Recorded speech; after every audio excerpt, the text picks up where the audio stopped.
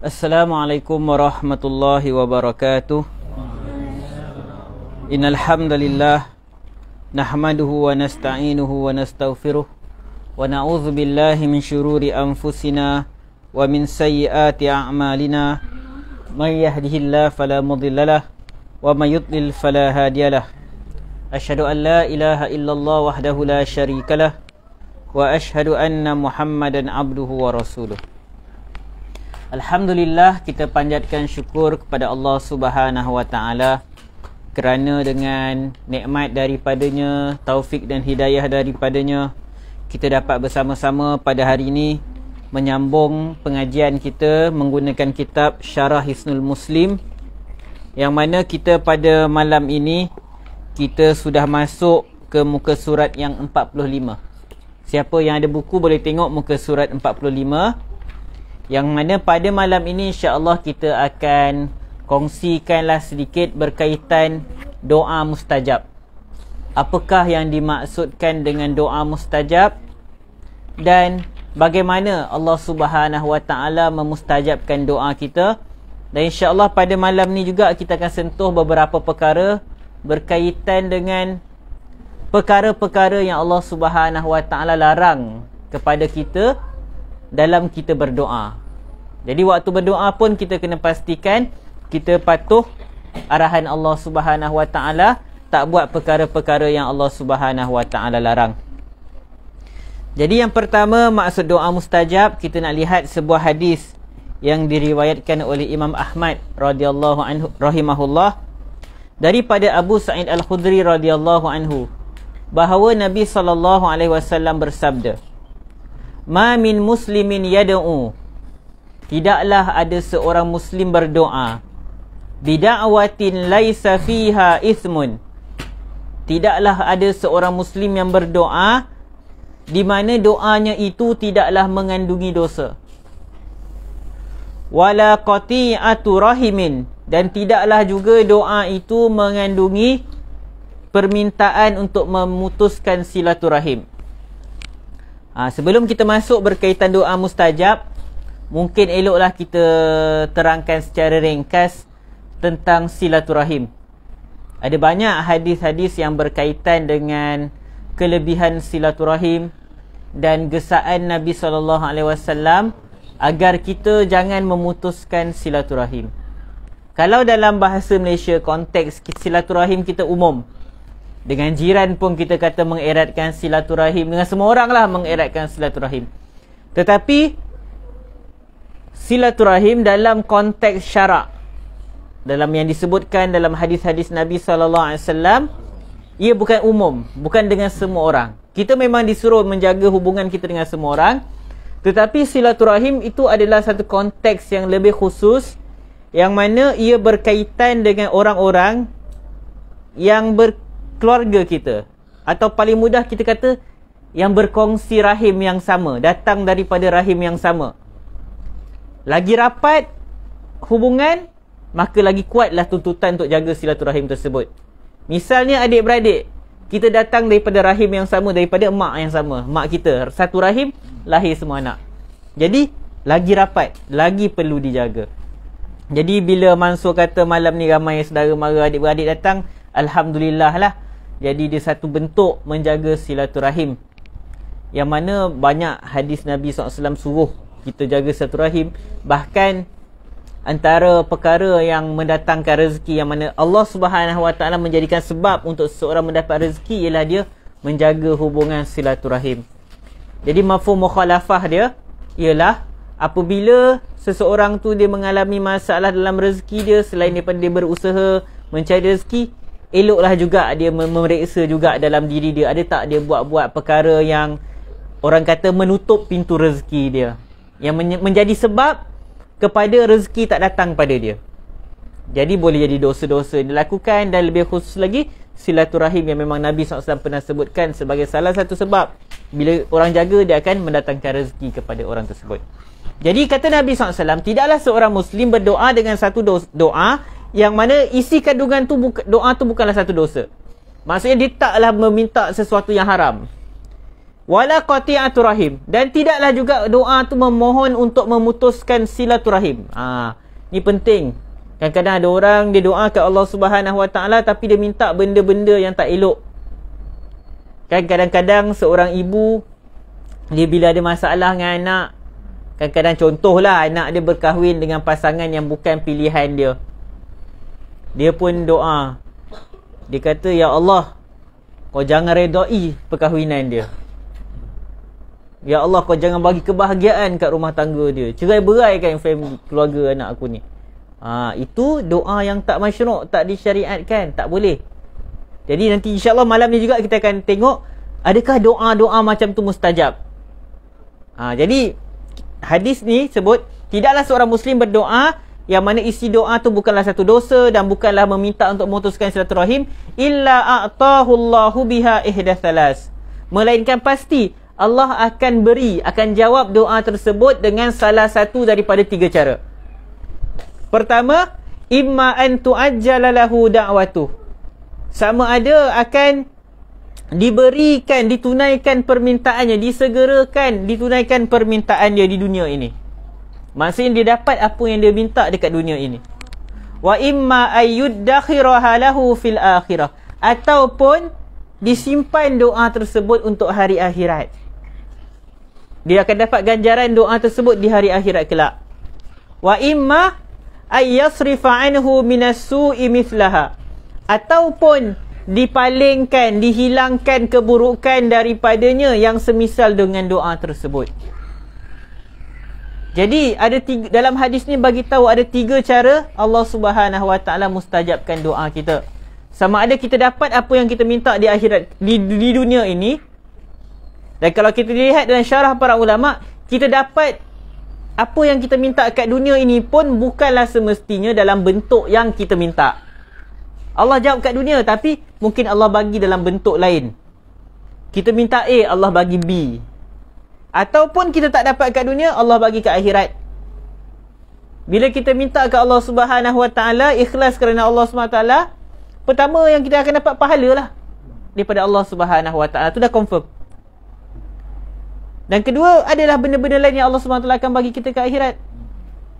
Ataupun Allah akan hilangkan benda yang buruk daripada diri kita, kesukaran daripada hidup kita yang semisal, yang senilai dengan doa kita tersebut. Jadi mungkin kita tak dapat apa yang kita minta, tapi Allah hilangkan keburukan daripada diri kita. Mungkin kita minta dekat Allah Subhanahu Wa Taala supaya kita jadi kaya raya, naik pangkat, gaji besar, dapat kereta besar, rumah besar. Kita tak dapat benda tu, tapi Allah Subhanahu Wa Taala bagi kat kita benda lain. Allah bagi kita anak yang soleh, keluarga yang bahagia, tubuh badan yang sihat.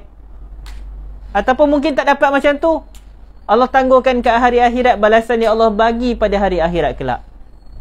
Ataupun Allah hilangkan kesusahan daripada kehidupan kita.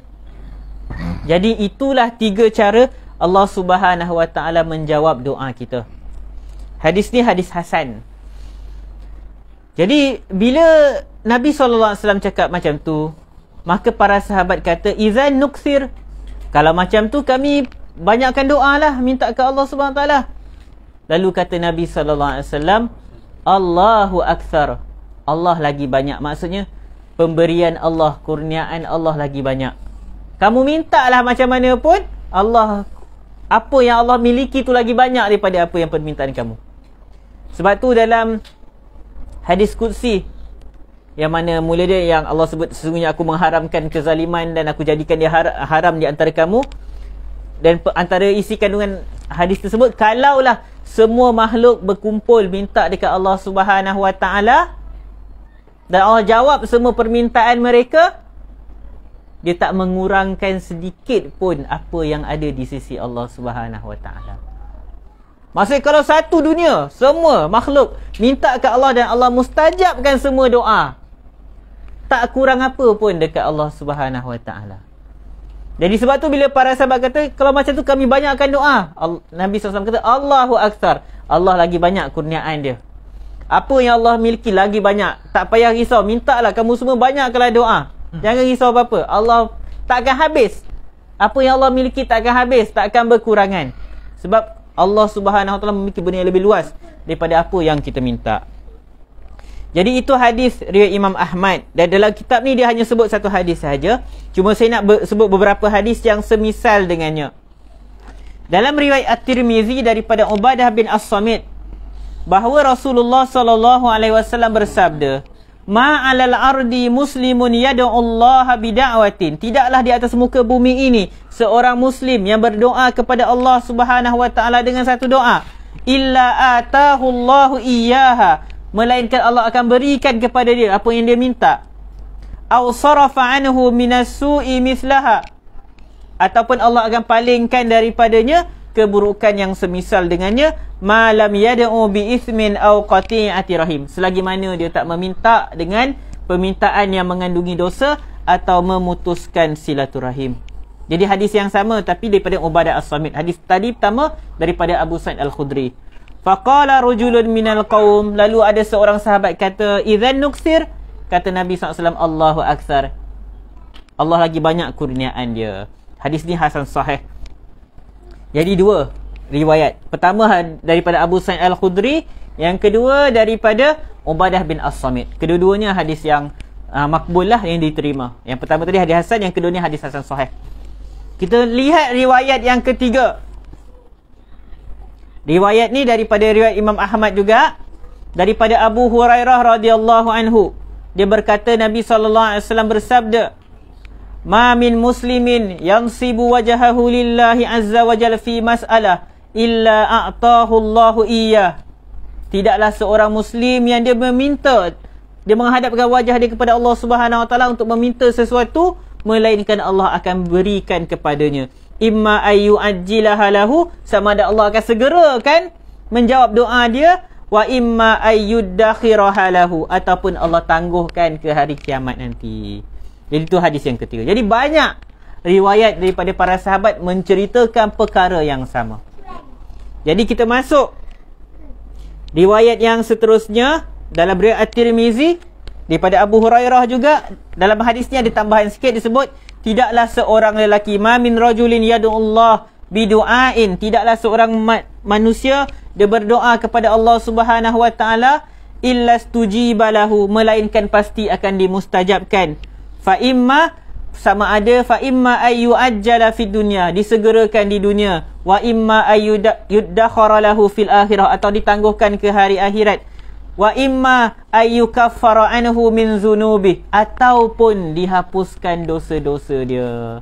Riwayat yang ketiga ni disebutkan balasan yang selain itu, dihapuskan dosa-dosa. Min zunubihi biqadri ma da'a, pada kadar dia berdoa tersebut.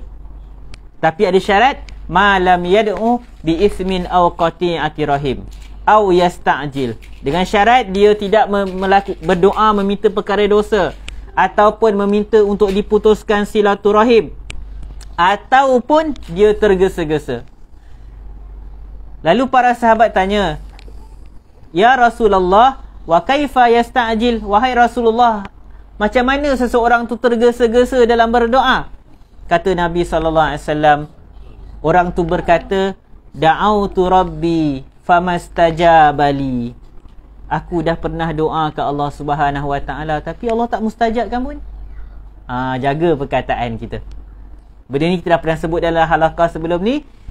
Kita disuruh untuk bersangka baik dengan Allah Subhanahu Wa Taala. Jangan kata keluar mudah-mudah kata aku dah penat doa tapi tak mustajab pun. Itulah yang Nabi SAW kata orang yang isti'jal, tergesa-gesa, tergopoh-gapah, dia tak sabar tunggu jawapan daripada Allah. Orang yang tergesa tu dia kata aku dah pernah doa tapi tak mustajab. Cuma hadis yang terakhir ni dia hadis dhaif lah, dhaif yang ringan. Cuba dia konteks dia masih sama dengan hadis-hadis sebelum ni, cuma ada tambahan iaitu pada balasan dihapuskan dosa untuk orang-orang yang berdoa kepada Allah Subhanahu Wa Taala. Jadi bila kita baca hadis ni, maka kita akan tahu bahawa doa kita mustajab selagi mana kita memenuhi syarat-syarat yang Allah Subhanahu Wa Taala tetapkan. Syarat yang pertama tadi dalam doa sebut laisa fiha ismun, tidak ada dosa. Kita tak boleh minta ke Allah benda-benda yang haram. Bila minta benda-benda yang haram, yang dosa, maka tak mustajab doa kita.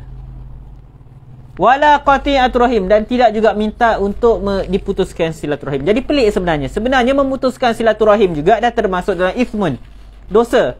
Sepatutnya tak payah ulang lah kan, sebab laisa fiha ismun, doa yang tak mengandungi dosa termasuklah dalam doa. Dan silaturahim, sebab memutuskan silaturahim tu termasuk satu dosa. Jadi disebutkan di sini kenapa diulang perkataan dan tidak juga memutuskan silaturahim, menunjukkan bagaimana besarnya dosa memutuskan silaturahim sampai diulang. Sedangkan dia dah termasuk dalam keumuman dosa, tapi bila diulang dikata dan tidak memutuskan silaturahim, menunjukkan dosa memutuskan silaturahim itu adalah satu dosa yang sangat besar. Jadi bila kita faham tentang bagaimana Allah Subhanahu Wa Taala menjawab doa kita, maka kita takkan jadi macam hadis yang terakhir tadi, orang yang lepas doa dia kata penatlah doa tapi Allah tak jawab pun doa aku. Kenapa seseorang tu dia jadi tergesa-gesa? Dia rasa Allah tak jawab doa dia. Boleh jadi sebab dia tak faham.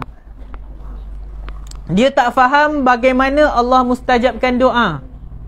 Yang dia faham doa mustajab itu, dia minta A, Allah bagi A. Dia minta B, Allah bagi B. Dia minta C, Allah bagi C. Jadi bila dia minta, dia kata, aku doa tak pernah dapat pun apa yang aku minta. Walaupun mungkin dia dah berusaha pastikan doa dia jaga adab-adab berdoa sebagaimana yang Nabi SAW ajar, tapi dia selalu tak dapat apa yang dia nak. Jadi dia pun mengungkapkan perkataan, aku dah berdoa, aku dah letih doa. Mungkin orang cakap kat dia, banyakkanlah doa pada Allah Subhanahu Wa Taala. Dia kata dah penat dah doa, tak dapat-dapat.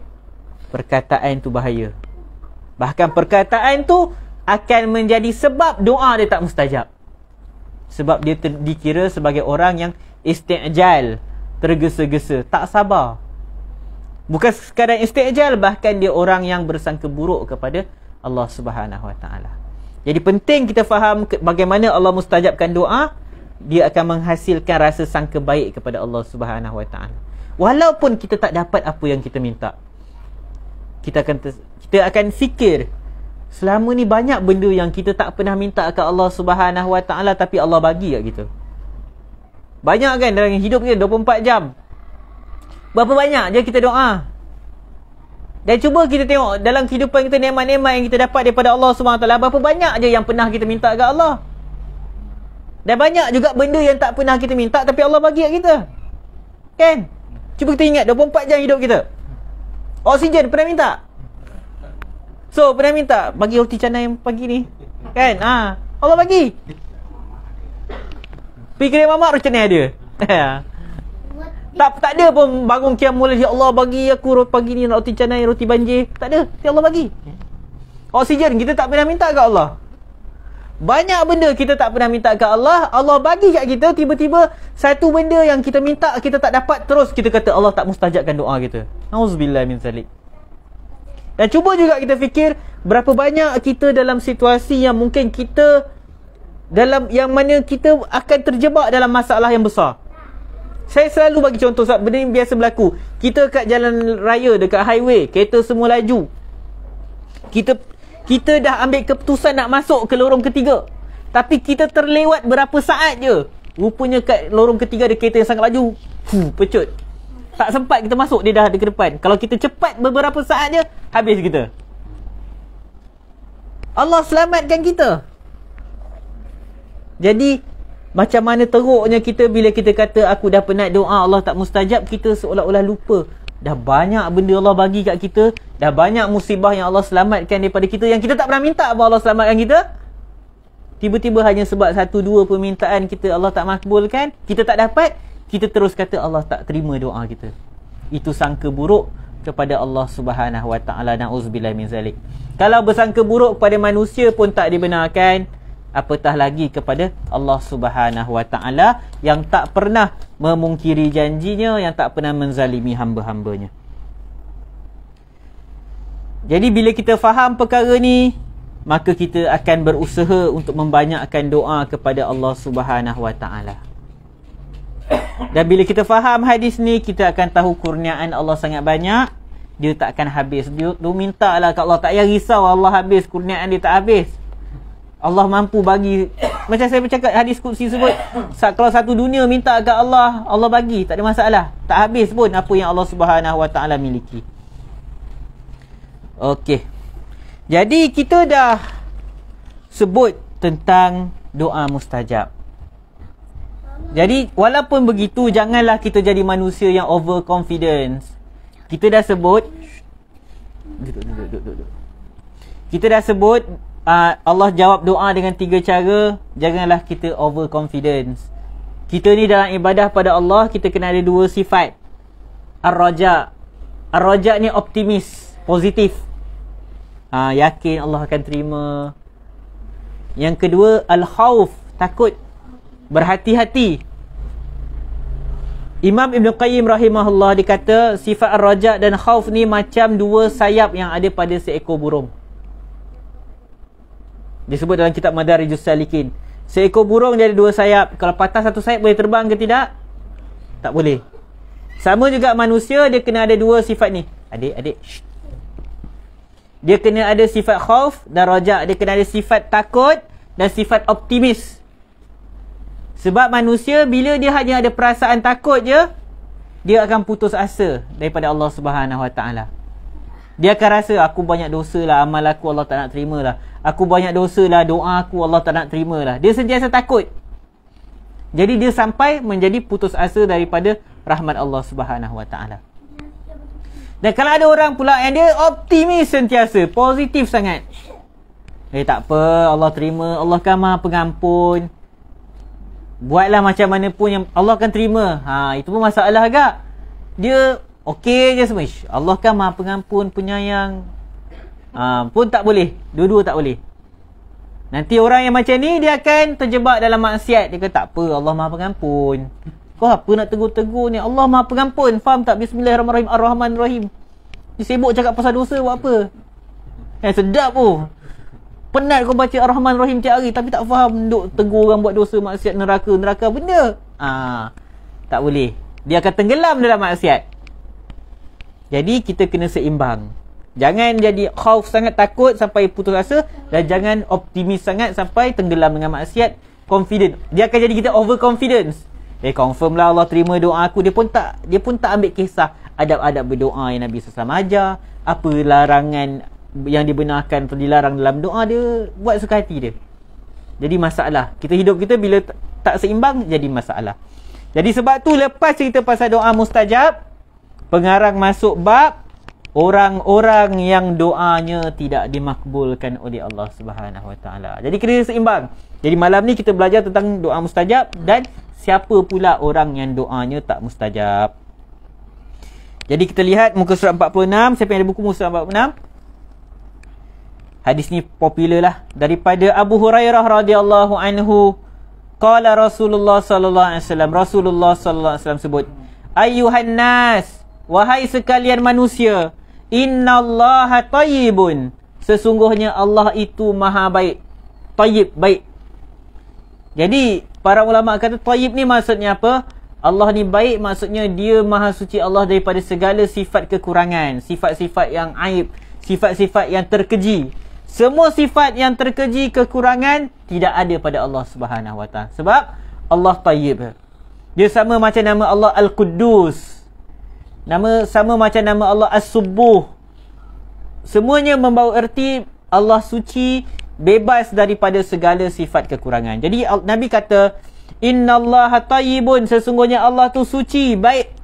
La yaqbalu illa tayyiba, dan Allah tidak terima, tidak menerima kecuali yang baik sahaja. Allah tu baik dan dia tak terima kecuali benda-benda yang baik saja.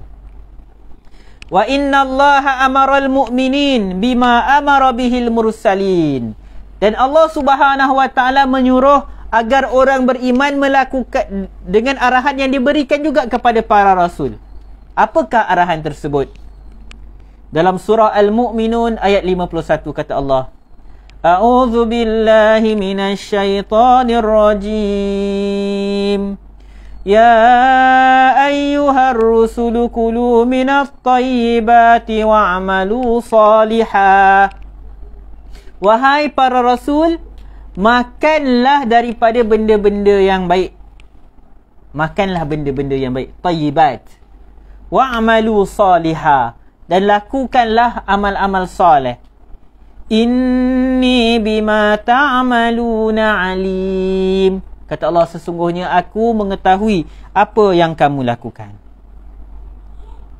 Wa qala, dan Allah berfirman lagi, Ya ayyuhallazina amanu kulu min tayyibati ma razaqnakum. Wahai sekalian manusia yang beriman, makanlah daripada rezeki-rezeki yang baik yang telah kami kurniakan kepada kamu. Jadi dua ayat ni Allah suruh para rasul dan Allah suruh semua orang beriman makan benda-benda yang baik. Makan benda-benda yang halal. Kemudian perawi kata, "Summa zakara ar-rajula yutilu safar." Lalu Nabi SAW pun menceritakan tentang seorang lelaki yutilu safar. Maksudnya dia melakukan perjalanan yang jauh. Dia bermusafir jauh. Panjang tempoh masa dia. Ash'atha akhbar. Ash'ath ni kusut masai rambut dia. Akhbar ni macam muka dia berdebu. Yalah, macam kalau kita bayangkan zaman dulu, orang bermusafir di padang pasir, naik unta, kusut masai rambut dia, berdebu muka dia. Ya muddu yadaihi ila sama'.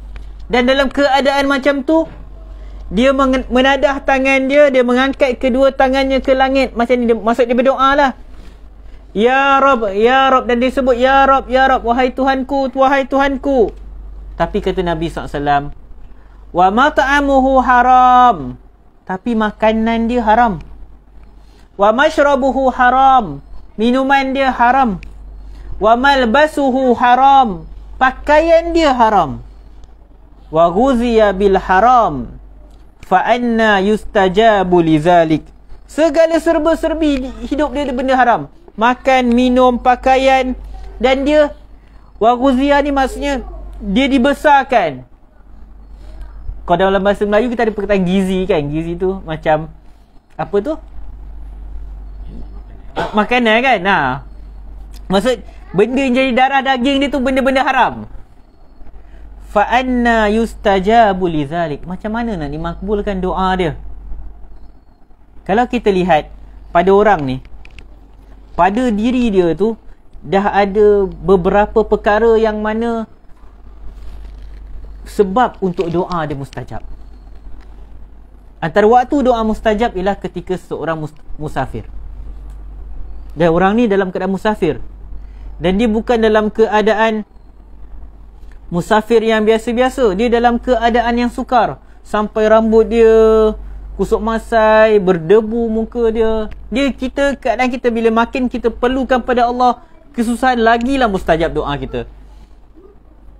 Sebab tu Syekh Muhammad bin Shalih Al-Utsaimin rahimahullah dalam Syarah Al-Arba'in Nawawiyah dia kata, hadza rajulu ittasafa bi arba'in sifat. Laki ni dia ada 4 sifat. Pertama, dia sedang dalam musafir yang panjang. Yang mana musafir adalah sebab mustajab doa. Yang kedua, dia dalam keadaan kusuk masai, berdebu, dalam keadaan hati dia disebutkan sini indal munkasir qulubuhum. Maksudnya dalam keadaan hati dia sangat perlu kepada Allah Subhanahu Wa Taala. Jadi dia dalam keadaan susah. Maksud lagi mustajab doa dia. Yang ketiga, dia tadah tangan ke langit. Antara adab berdoa, kita tadah kedua tangan kita. Sebab dalam hadis lain Nabi SAW sebut Allah Subhanahu Wa Taala malu kepada hamba yang menadah kedua tangannya bila berdoa. Allah malu untuk tak mustajabkan doa orang yang menadah tangan waktu berdoa. Dan yang keempat, orang tu sebut Ya Rab, Ya Rab. Ia termasuk dia bertawassul dengan nama Allah. Dia sebut Ya Rab. Jadi kalau ikutkan orang ni, dia ada 4 sebab mustajab doa dia. Tapi kenapa doa dia tak mustajab? Sebab serba-serbi kehidupan dia adalah daripada perkara yang haram. Makan, minum, pakaian dibesarkan dengan benda-benda yang haram. Jadi daripada hadis ni kita ketahui bahawa antara penyebab doa kita terhalang, doa kita tak kuat ialah apabila kita memakan benda yang haram, pakai pakaian yang haram, sumber rezeki yang haram. Jadi bila sebut benda haram ni, ada benda yang haram li zatih, maksud benda yang memang haram pada asal dia. Makan babi, minum arak tu memang haram pada asal dia. Dan ada juga perkara yang pada asalnya halal tapi mungkin jadi haram sebab tindakan-tindakan kita ketika melakukannya. Cari rezeki, pekerjaan yang halal, halal. Gaji kita halal. Tapi waktu kita cari rezeki tu, kita curi tulang. Kata kat bos nak pergi solat Zuhur sampai setengah jam. Rupanya tidur kat surau. Waktu office hour. Waktu yang sepatutnya, kerja yang sepatutnya boleh siap sehari jadi seminggu. Kan? Kaunter sepatut buka 10, buka 3 je. Tu contoh, misalnya lah kalau kita pergi kat mana-mana pejabat kan. Bukanlah nak memburuk kan. Saya kat kampung, saya belakang rumah saya tu kedai makan.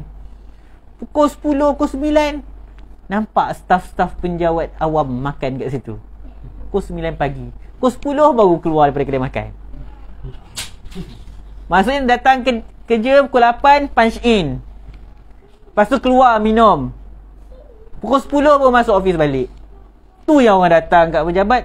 Kaunter banyak tapi tak ada orang. Lepas tu kan dah pukul 4, dah tak boleh, esok datang balik. Pukul 4 dah tutup dah kaunter sebab dia nak uruskan semua, nak tutup akaun ke apa. Dah mula kerja lambat, nak habis pula cepat. Jadi itu adalah sebab lira yang dimaksud sebab-sebab luar yang menyebabkan rezeki tersebut bermasalah. Kita dapat gaji tapi kita tak tunaikan amanah yang diberikan kepada kita. Kita dapat projek dengan cara yang haram. Kita, abang kata, bagi rasuah. Sebab apa orang bagi rasuah? Sebab dia nak projek. Sebab apa dia rasa kena bagi rasuah untuk dapatkan projek? Sebab tak kurang tawakal pada Allah. Dan sebab dia menjadi hamba yang dalam hadis Nabi SAW sebut, hamba kepada dirham, hamba kepada dinar. Dia sanggup buat benda-benda haram sebab dia nakkan kewangan, dia nakkan duit. Kakak, adik, duduk belakang. Jadi perkara-perkara tu perlu kita ambil kira dalam kita mencari rezeki kepada Allah Subhanahu Wa Taala. Jangan buat perkara-perkara yang akan mengurangkan keberkatan rezeki kita. Hari ni kita dah nampak macam-macam yang berlaku. Kadang-kadang ada orang, dia diberikan jawatan, dia diberikan tanggungjawab untuk luluskan satu projek dan semisalnya. Memang tu kerja dia. Tapi bagaimana cara dia luluskan? Siapa yang hulur kat dia, dia luluskanlah projek tu. Sedangkan dia tak, kerja dia memang untuk meluluskan benda tu. Maksud dia kena pilih siapa yang offer tender yang lagi baik, yang lagi berkualiti, berpengalaman. Itu yang dia kena ambil kriteria tu bila luluskan projek tu. Bukannya siapa yang hulur kat dia. Siapa yang tak hulur, dia letaklah kat bawah file tu. Benda-benda tu yang macam mana doa nak mustajab kalau macam tu cara kita mencari rezeki. Na'udzubillah min zalik. Jadi sebab tu disebutkan tadi bahawa kita dalam berdoa kena optimis, yakin Allah mustajabkan doa. Dalam masa yang sama kita kena ada takut, agar kita berhati-hati, agar kita jaga diri kita supaya kita tak buat sesuka hati sampai kita buat perkara-perkara yang menyebabkan doa kita tak mustajab. Syekh Abdul Razak Al-Badar menyatakan, doa merupakan sebab untuk mendapatkan apa yang kita kendaki. Dia macam ibadah-ibadah yang lain, terdapat syarat-syarat, terdapat penghalang-penghalang yang menyebabkan kita tak dapat apa yang kita mohon. Apabila dipenuhi syarat-syarat tersebut dan tak ada pula penghalang-penghalang untuk doa kita mustajab, maka permohonan kita akan makbul. Tetapi bila tak penuhi syarat, tak dapatlah. Macam ibadah-ibadah lain, kalau rukun tak ada, syarat tak ada. Contoh, kalau solat tak penuhi rukun solat, sah tak sah. Syarat sah solat, tak ambil wuduk, sah solat, tak wuduk, tak sah solat tersebut. Macam tu lah doa, kena penuhi perkara tersebut. Sebab tu Al-Imam Ibn Qayyim rahimahullah dalam kitabnya Ad-Da' wa Dawa', dia kata doa ni macam pedang. Doa ni macam pedang. Pedang ni macam mana dia nak berfungsi, nak tembas orang dalam peperangan, Bukan sekadar berpada dengan tajamnya pedang tu. Dia bergantung juga kepada orang yang pegang pedang tu. Dia cakap tak main pedang, kuat tak tangan dia. Ada orang dia kuat, dia pandai main pedang, tangan dia kuat, dia libas pancung orang, terus mati. Ada orang pegang pedang yang sama, tajam yang sama, tapi tak reti main pedang. Silap air bulan dia pergi tikam kawan dia sendiri. Ada orang tangan dia lemah, nak libas pedang pun tak larat. Pedang yang sama, tapi digunakan oleh orang yang berbeza. Jadi macam tu juga doa. Mungkin ada orang dia berdoa dengan permintaan yang sama. Mungkin 3 orang berdoa dengan permintaan yang sama. Tapi kenapa yang seorang ni doa dia mustajab, seorang lagi tak mustajab? Sebab yang seorang lagi dia memenuhi syarat-syarat berdoa. Dan pada dirinya sedikit perkara-perkara yang boleh menghalang doa daripada mustajab. Manakala kawan yang lain mungkin cara dia berdoa tak memenuhi adab-adab yang digariskan oleh Rasulullah SAW. Dan banyak pula pada diri mereka perkara-perkara yang menghalang kemustajaban doa. Jadi sangat penting untuk kita perhatikan perkara ni. Setengah jam yang masuk. Baik. Malam ni kita pendek sikit lah. Jadi insya-Allah kalau direzekikan oleh Allah Subhanahu Wa Taala, pada bulan hadapan kita masuk bab yang seterusnya, muka surat 47, bab perkara-perkara yang dilarang dalam berdoa. Apa benda yang Allah larang dalam berdoa? Tadi kita dah sebut satu kan, dilarang berdoa dengan permintaan yang maksiat atau memutuskan silaturahim. Jadi ada banyak lagi perkara-perkara yang Allah larang dalam kita berdoa, insya-Allah pada bulan hadapan. Jadi sebelum bersurai, kalau ada sebarang persoalan, ada soalan? Yang muslimah ada soalan? Tak ada. Ada. Isti'jal. Sahabat tanya apa macam mana isti'jal tu. Nabi kata yang dia kata aku dah berdoa tapi tak mustajab. Adakah termasuk dalam isti'jal dalam doa juga kalau kita doakan kita doa kepada Allah, Allah berilah kesembuhan dan segera. Minta segera. Adakah itu termasuk dalam isti'jal juga? Okey, tidak. Minta maksud ya Allah bagilah cepatkanlah sembuh, tak ada masalah. Itu tak ada masalah. Itu tak termasuk isti'jal. Okey. Ada soalan lain? Okey. Apa ni atas motor, kita bawa motor dah. Ada kita sedekah kau sembuh, kita macam-macam dia semua. Adakah boleh? Macam mana? Atas motor. Atas motor. Tengah bawa motor. Pada tu ialah waktu baca kita baca. Kita baca Fatihah tu niat nak supaya pahala disedekahkan. Maksud kita supaya niat pahala bacaan Fatihah tu sampai kat ibu bapa kita, boleh, tak ada masalah. Yang penting kita boleh fokus bawa motor jugalah. Itu ya. Dengan waktu tu nak betulkan tajwid kan. Lain jadinya, tak ada masalah. Kalau ada orang yang cekap bawa kereta, waktu bawa kereta dia nak solat sunat pun boleh. Boleh. Solat sunat ni dia punya rukun ringan sikit. Kalau dalam keadaan tak boleh ngadap kiblat, tak apa, tak boleh berdiri, dia bawa kereta sambil solat sunat. Boleh. Boleh. Solat duduk sambil bawa kereta, tak apa. Untuk solat sunat lah. Tapi cuma jangan. Solat sambil pegang steering, solat sunat. Cuma yalah tengok keadaan orang. Kalau orang yang tak boleh fokus, janganlah, bahaya pula. Dia bahayakan diri dia dengan orang lain pula. Wallahu a'lam. Okey. Kita tengah susah. Okey. Kita berdoa. Kita susah memang untuk hari itu juga kita susah sangat berdoa. Tapi sama pun. Okey. Apa cara kita untuk mengatasi atau nak benda tu kita nak apalah, nak jaga kita nak susah. Kita berdoa tak dapat. Kesusahan tu masih ada lagi. Apa cara kita nak mengatasi untuk menahan nak menahan rasa kita daripada kita rasa doa tak mustajab. Kenapa Allah? Daripada bersangka buruk dengan Allah Subhanahu Wa Taala. Betul-betul soalan dia. Soalan dia tentang kalau kita dalam kesusahan yang sangat, tapi kita dah doa macam-macam, tapi Allah tak hilangkan kesusahan kita. Jadi sebab tu dia bersangka baik dengan Allah ni proses yang panjang. Dia bukan waktu tu kita belajar, waktu ni kita belajar hadis terus. Okey. Dia macam khusyuk dalam solat lah. Dia bukannya kita sekali solat terus dapat khusyuk tersebut. Jadi untuk orang yang ditimpa kesusahan, macam mana dia nak ada timbul rasa sangka baik kepada Allah Subhanahu Wa Taala, ni perkara penting. Kita jangan tunggu kita susah baru kita nak belajar macam mana nak sangka baik kat Allah. Sebab waktu tu kita dah kena sukar.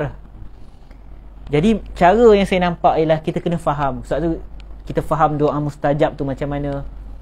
Tadabbur nama-nama Allah, faham nama-nama Allah, sifat-sifat Allah. Dan kedua, yang seterusnya, renung balik nikmat-nikmat yang Allah Subhanahu Wa Taala bagi kat kita selama ni. Macam saya sebut tadi, banyak benda yang kita tak pernah minta kat Allah Subhanahu Wa Taala, Allah bagi kat kita.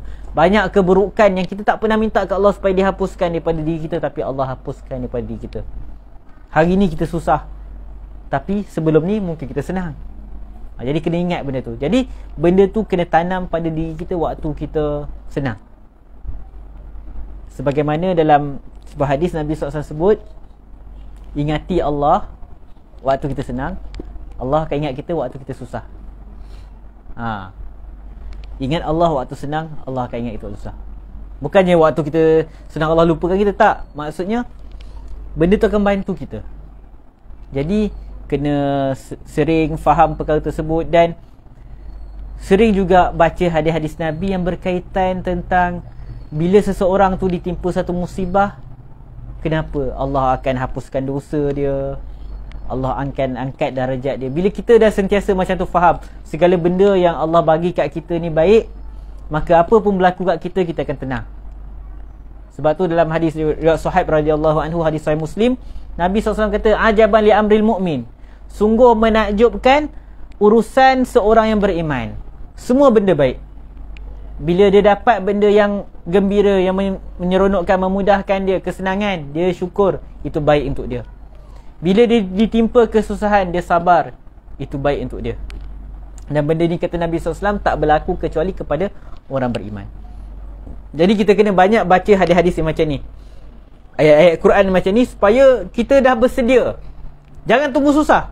Waktu senang ni banyakkan baca ayat hadis-hadis dan ayat-ayat macam ni supaya kita tenang.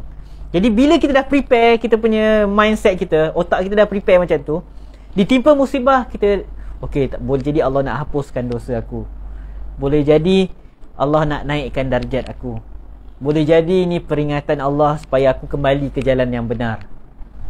Boleh jadi Allah nak halang benda lain yang lebih teruk daripada berlaku kat aku. Jadi bila kita dah sediakan diri kita macam tu, insya-Allah dengan izin Allah, dengan taufik Allah, kita dapat menghadapilah musibah-musibah, kesusahan yang ada dalam diri kita. Dan bila dah ditimpa musibah tu, kita banyaklah doa pada Allah Subhanahu Wa Taala. Macam doa riwayat Abu Daud, bila seseorang tu dalam keadaan stres, tertekan, antara zikir dia, Allah, Allahu Rabbi la usyriku bihi syai'a. Ya Allah, Allah Tuhanku, aku tidak mensyirikkannya dengan sesuatu pun. Dan banyakkan juga doa Nabi Yunus alaihi salam, la ilaha illa anta subhanaka inni kuntu minaz zalimin. Itulah zikir yang Nabi Yunus alaihi salam baca ketika dia duduk dalam perut ikan paus yang sangat gelap. Dia baca benda tu. Dan Nabi SAW bagi tahu, ajar kita untuk baca doa Nabi Yunus tersebut. Jadi banyakkan doa dan minta ke Allah. Selain daripada minta ke Allah supaya kita dimakbulkan doa, kita minta juga ke Allah supaya bagi taufik kepada kita sentiasa bersangka baik kepada Allah Subhanahu Wa Taala. Wallahu a'lam. Itu je lah kot yang saya mampu jawab tu soalan macam. Okey. Tapi kita harus apa yang kita harus buat kalau kita masih lagi buat apa kita harus buat. Sebab kita susah kita hari itu. Okey. Jadi tak dapat lagi. Kita harus buat untuk kita susah hari itu. Ya betul. Tapi jangan kita sabar ya. Yang boleh buat, kita sabar, usaha dalam cara yang dibenarkan syarak, istighfar. Benda tu je yang kita boleh buat. Kita kena jaga diri kita daripada fikir benda-benda yang buruk. Maksudnya sangka buruk ke Allah. Tak apa kalau jadikan benda tu sebagai muhasabah, ni mungkin sebab dosa aku ni, aku nak taubat. Tak apa, tapi jangan kita fikir benda buruk, ni sebab aku dosa ni, Allah dah tak nak terima doa aku semua. Lah kita pun putus asa daripada rahmat Allah, yang tak boleh. Jadi kita kena jaga diri kita, jangan fikir yang buruk-buruk sangat lah, supaya kita tak terjebak sampai termasuk orang yang berputus asa daripada rahmat Allah Subhanahu wa taala. Wallahu alam. Okey. Alhamdulillah. Jazakumullah khairan. Tak pasti ada